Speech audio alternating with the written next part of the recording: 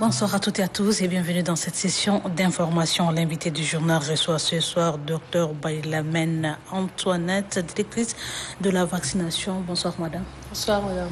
Avec vous, il sera question de parler sur la semaine africaine de vaccination, mais bien avant, nous allons découvrir ensemble l'actualité.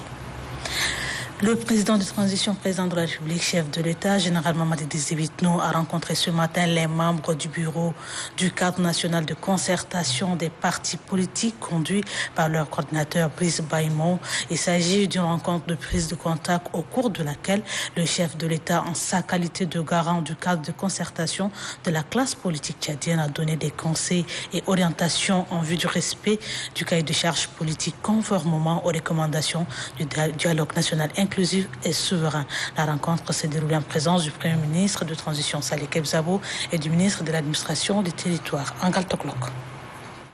Les membres du bureau du cadre national de concertation des partis politiques au grand complet ce 25 avril 2023 au Palais Toumaï. Ils répondent à l'invitation du président de transition, président de la République, chef de l'État, général Mahamad Idriss Déby Itno. Une première rencontre que le chef de l'État a voulu directe, franche et sans filtre.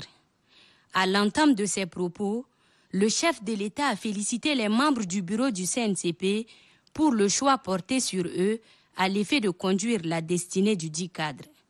Chemin faisant, le président de la République leur a exprimé sa reconnaissance pour lui avoir confié la caution morale du cadre national de concertation des partis politiques en le désignant garant. Pour le chef de l'État, le défi est de taille car il est question de doter le pays de nouvelles institutions républicaines à l'issue des élections libres, transparentes et crédibles, et le temps est compté. Le défi à relever est immense, mais il n'est pas impossible. Rappelant la mission du dit cadre et les attentes des populations, le président de la République a demandé à ses interlocuteurs de mesurer pleinement et entièrement les responsabilités qui sont les leurs. Au-delà de la classe politique, ce sont toutes les Tchadiennes et tous les Tchadiens qui attendent du dit cadre des résultats probants et concrets, suivant l'objectif qui est la refondation du Tchad, a relevé le président de la République. Pour gagner ce pari, le chef de l'État, général Mahamad Idriss Déby Itno, a demandé aux participants à la rencontre d'œuvrer ensemble pour l'apaisement politique et l'organisation dans le délai des élections libres, transparentes et crédibles. La rencontre a consisté effectivement à recevoir des orientations et à bénéficier donc de sages conseils en ce qui concerne le fonctionnement des activités à mener et surtout de faire en sorte que le calendrier politique qui est en vue et en même temps le retour à l'ordre constitutionnel soit suivi de manière la plus méthodique possible. Donc le chef de l'État, en tant que garant du fonctionnement de ce cadre, a bien voulu nous recevoir pour nous donner des orientations nécessaires. Je crois que nous l'avons reçu, nous avons pris bonne note.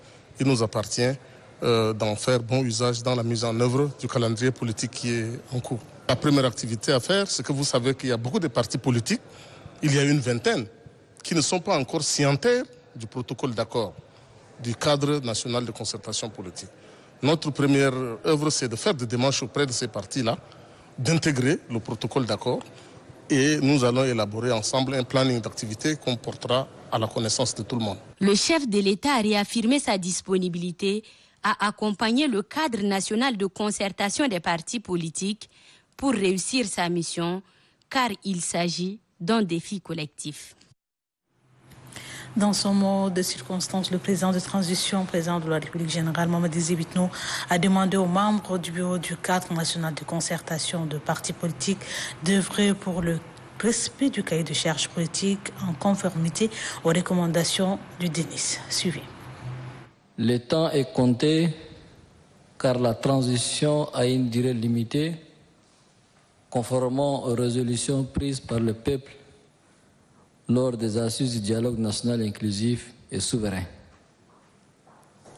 Il faudrait dans un délai court exécuter l'ensemble des opérations en lien avec le rétablissement de l'ordre constitutionnel.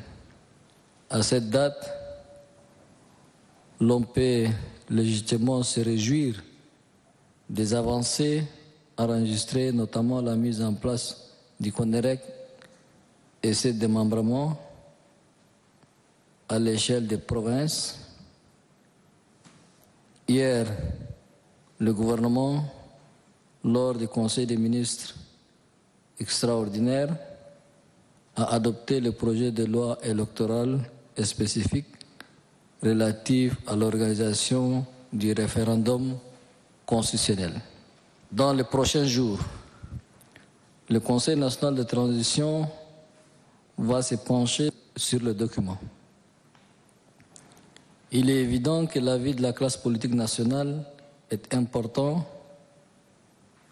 car le consensus et l'inclusion demeurent notre matrice conceptuelle. Malgré ces actions pleines de mérite, nous devons avoir le triomphe modeste. Le processus est encore long et il nous faut redoubler d'efforts et d'engagement. À cet égard, je voudrais vous demander de poursuivre sans relâche la mission que vos frères et sœurs, chefs de parti, vous ont confiée.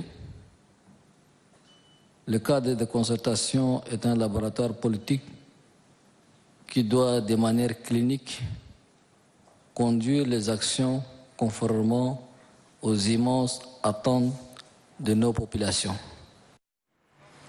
Le défi à relever est immense, mais il n'est pas impossible, parole du chef de l'État. Face à ses interlocuteurs, le président de la République mesure pleinement et entièrement les responsabilités qui sont les leurs. Suivi. Chaque membre du bureau doit se sentir investi d'une mission hautement nationale. Bien évidemment, ce travail doit se faire dans la cohésion, la complémentarité et la complicité utiles. C'est tous ensemble que vous pouvez relever efficacement les défis qui vous attendent. Le succès sera le couronnement d'un investissement collectif et non le fruit d'un exercice solitaire.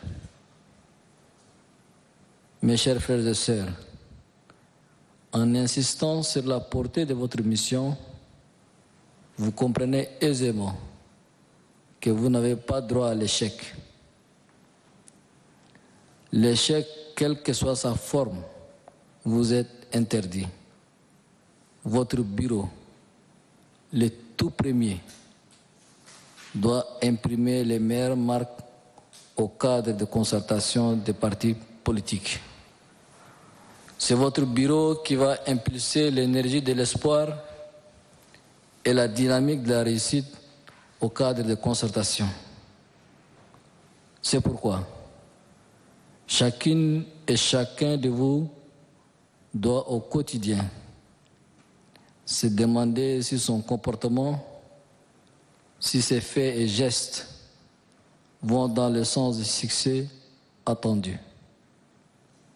Il est aussi important de noter que les valeurs de consensus et de collégialité doivent animer l'équipe de la coordination.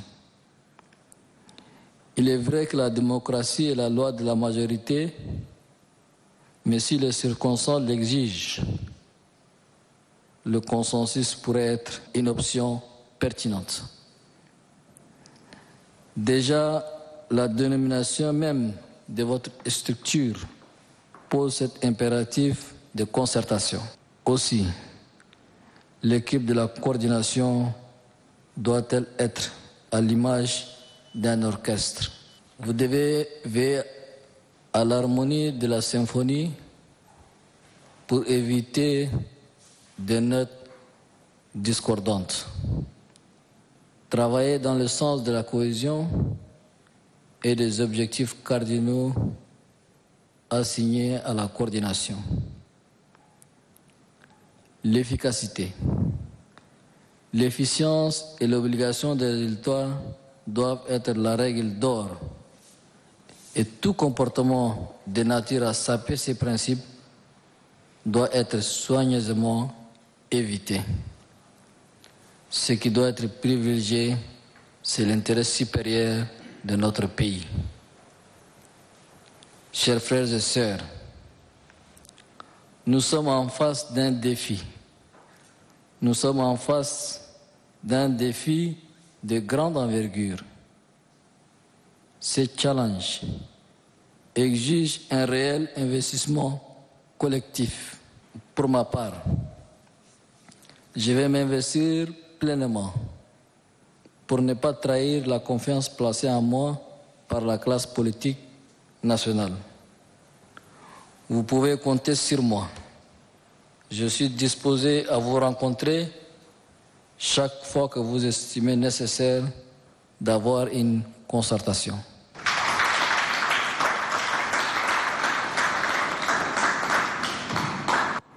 Cette information, bref et image, 2 semaines après avoir présenté les copies figurées de ces lettres de créance au vice-ministre chinois des Affaires étrangères en charge des affaires africaines, l'ambassadeur extraordinaire plénipotentiaire de la République du Tchad auprès de la République populaire de Chine, ambassadeur Alamai Aline, a présenté hier, 24 avril, les lettres de créance au président de la République populaire de Chine, Xi Jinping.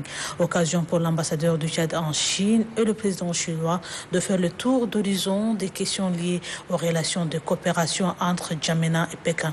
À la fin de la présentation de ces lettres de créance, le diplomate tchadien a signé le livre d'or symbolisant l'amitié sino-tchadienne des relations bénéfiques aux deux peuples amis.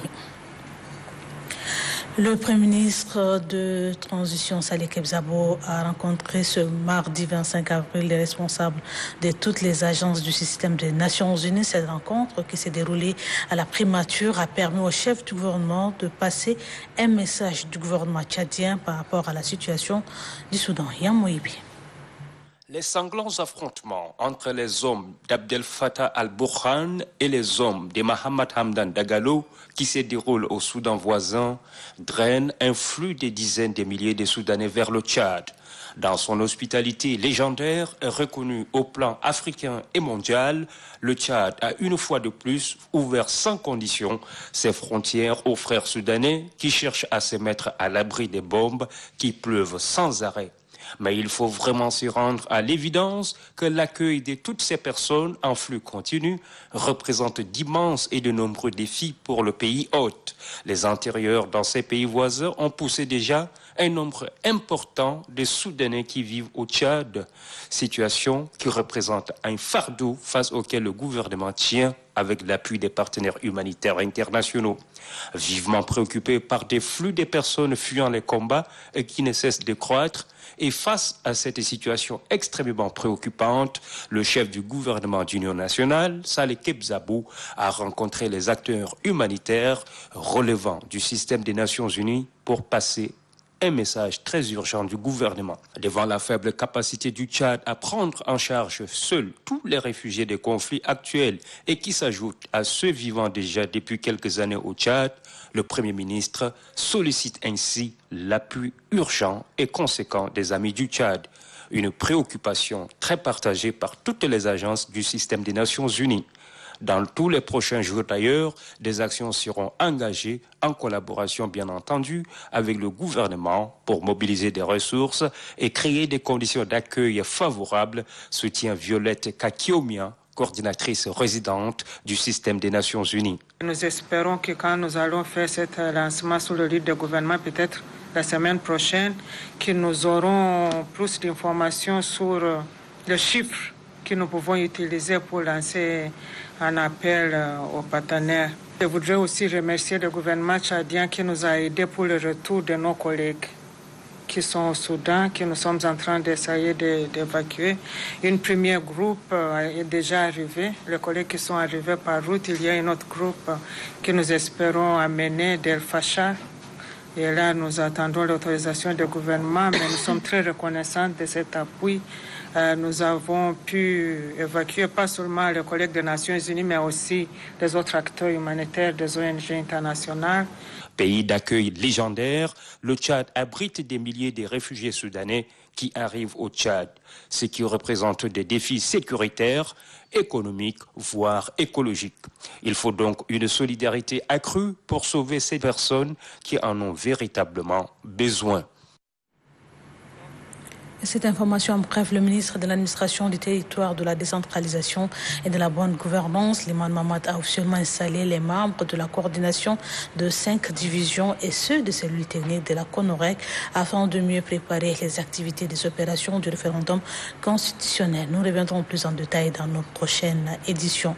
8e édition de la campagne ICRA. Les activités se poursuivent au Palais des Arts et de la Culture. Cet après-midi, le ministre des Affaires culturelles, Abakar Rositegi, a effectué le déplacement pour encourager les organisateurs. Barilach. Depuis quelques jours, les œuvres littéraires inondent le Palais des Arts et de la Culture. Les stands dressés à cette occasion où sont exposés sur les tables les œuvres littéraires en arabe illustrent l'organisation de la 8e édition de la campagne ICRA, placée sous le haut patronage du ministre des Affaires culturelles, du patrimoine historique et de la diversité. L'édition 2023 se tient en marge du mois du livre et de la lecture. 3 jours après le lancement officiel, le ministre des Affaires culturelles, Abakar Rositegi, aménage son agenda et entreprend une visite au Palais des Arts et de la Culture. Accueilli par le coordonnateur de la campagne ICRA, le ministre est venu encourager ces jeunes passionnés de la lecture et surtout leur témoigner le soutien de son département. Dans les différents stands où il passe, Abakar Rositegi échange avec les organisateurs sur les qualités des œuvres, leur contenu ainsi que les maisons d'édition. Une fois finie la visite, le ministre regagne le podium et livre ses impressions aux organisateurs. Ému de cette initiative placée sous ses auspices, le ministre Abakar Rositegi invite ces jeunes à pérenniser ce genre d'initiatives qui éveillent la conscience. Pour lui, dans la lecture, l'on peut développer ses esprits et rehausser son niveau intellectuel. Aujourd'hui, dit-il, le pays compte sur sa jeunesse pour aboutir à cette refondation en vue. La journée mondiale de lutte contre le paludisme a été commémorée ce matin. La cérémonie est présidée par le secrétaire général du ministère de la Santé publique, Dabso Guidaoso. Kalianga Votna. Une journée commémorative avec un seul objectif, prévenir les cas de paludisme, définir des nouvelles stratégies et tout mettre en œuvre pour bouter hors du Tchad cette maladie qui est la cause des 8880 cas de décès en 2022. Les interventions tournent autour de la mobilisation des ressources pour lutter contre ces fléaux. Le gouvernement, pour sa part, dévoile sa nouvelle stratégie de lutte.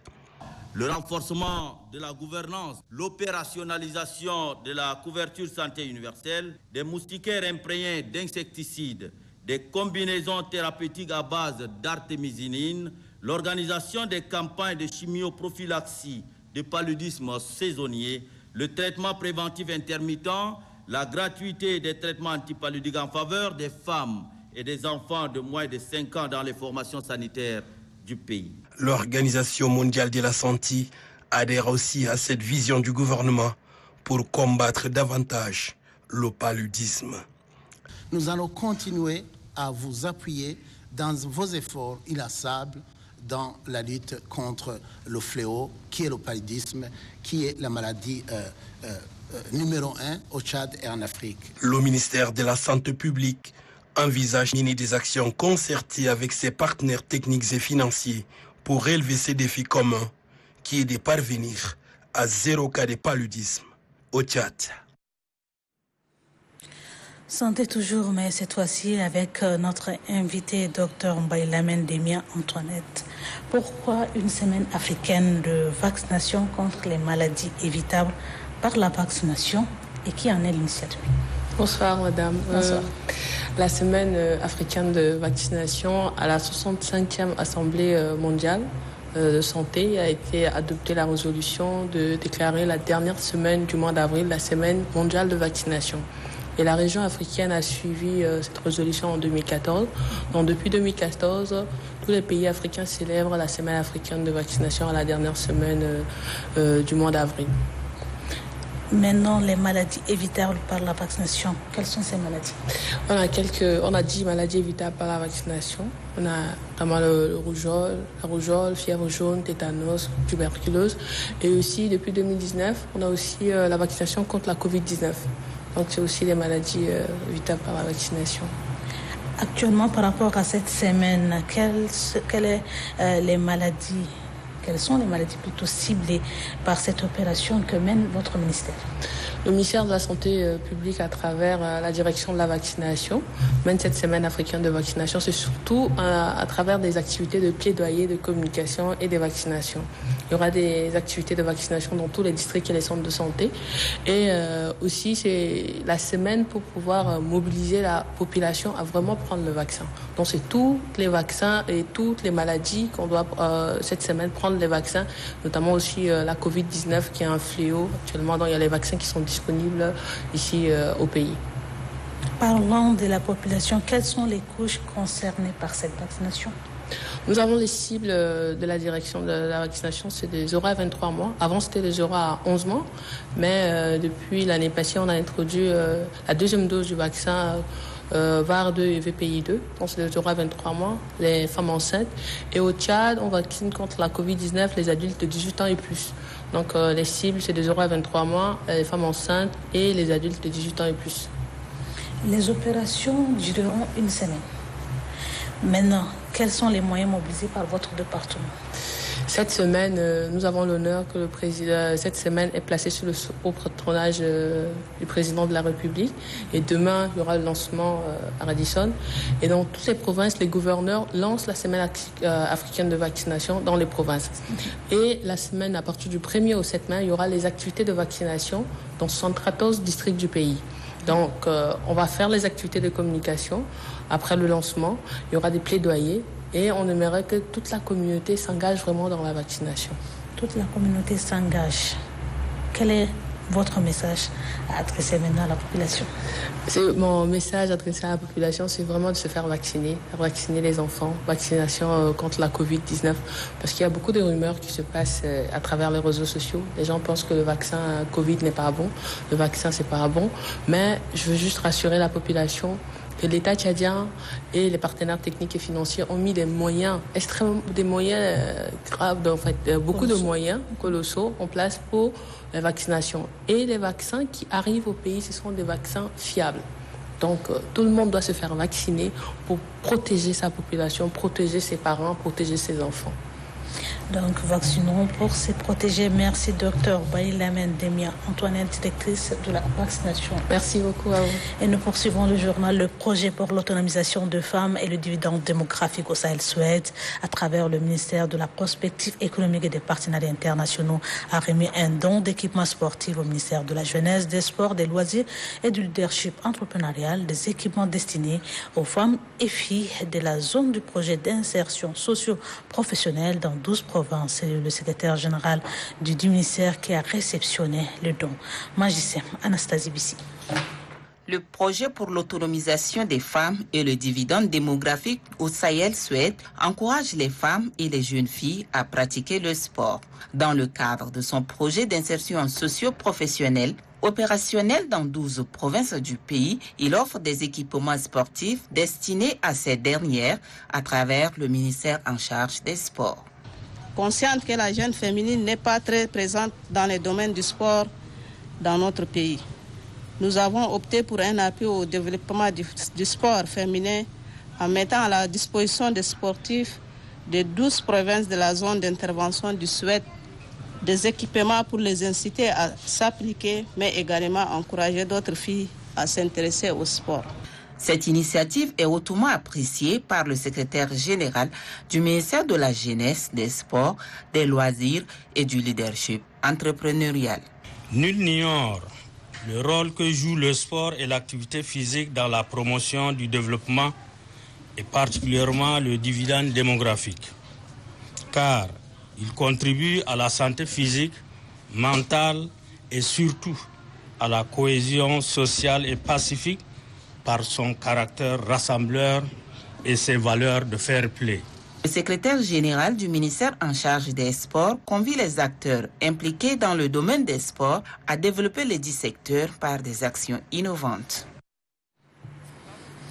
Rencontre de change ce matin entre la Chambre des comptes de la Cour suprême et la Commission finances et budget du Conseil national de transition. L'objectif est de permettre aux conseillers nationaux d'appréhender le travail et la collaboration entre les deux grandes institutions de la République. Face aux conseillers membres de la Commission finances et budget du Conseil national de transition dirigé par Adélie Edji-Tarsui, président de la dite commission, la présidente de la section de la Chambre des comptes, Zahra Brahim Mahamad Idno, s'est livrée à un impuré exercice, celui de présenter son institution. La Chambre des comptes du Tchad est la juridiction supérieure de la République en matière de contrôle des finances publiques. Elle remplace la Cour des comptes du Tchad instituée par la loi constitutionnelle du 3 juillet 2013. Elle est réintégrée au sein de la Cour suprême du Tchad à la suite de la révision de la constitution tchadienne promulguée le 4 mai 2018. Pour la présidente de la section de la Chambre des comptes, Zahra Brahim Mahamad Idno, la Chambre des comptes a pour mandat d'exercer des missions de certification des comptes de l'État, de jugement des ordonnateurs, les contrôleurs financiers et les comptables publics. Elle assiste également l'Assemblée nationale dans le contrôle de l'exécution des lois de finances. La Chambre des comptes a prévu des rencontres annuelles après l'élaboration du dit rapport pour faire une présentation et échanger de vive voix sur ces différents rapports. À nos jours, la Chambre a transmis les rapports sur l'exécution des lois de finances des exercices 2014, 2015 et 2016. Ceux des exercices 2017 et 2020 sont en cours de finalisation et seront transmis dès qu'ils seront finalisés. Une noble mission appréciée par le président de la Commission finances et budget du Conseil national de transition, dirigé par Adélie Edji-Tarsui. Cet exercice constitue une avancée importante qui permettra certainement d'améliorer la performance et l'efficacité du contrôle parlementaire des finances publiques. Aussi, j'exprime le souhait que ce genre de rencontres soit régulier. La présidente de la section de la Chambre des comptes, Zahra Brahim Mahamad Idno, reconnaît les difficultés de son institution. Toutefois, elle s'est dit déterminée à relever les défis grâce au concours des conseillers nationaux de transition. De ce faire, l'engagement et la détermination des conseillers nationaux s'avèrent nécessaires pour l'accomplissement de leur mission commune. Ouverture ce matin à Kondoul des travaux de l'atelier sur la primo-intervenant incident nucléaire, radiologique, biologique, chimique et explosif. C'est le directeur général adjoint de la police nationale, Ali Adoumtouli, qui a ouvert les travaux à Manissa Kazina. Les incidents nucléaires, radiologiques, biologiques et chimiques constituent de nos jours une menace réelle à l'échelle planétaire, laquelle menace prise au sérieux par le gouvernement tchadien, comme en témoigne l'organisation de cet atelier dont les participants seront outillés à travers diverses thématiques afin de mieux lutter contre ce type d'incidents.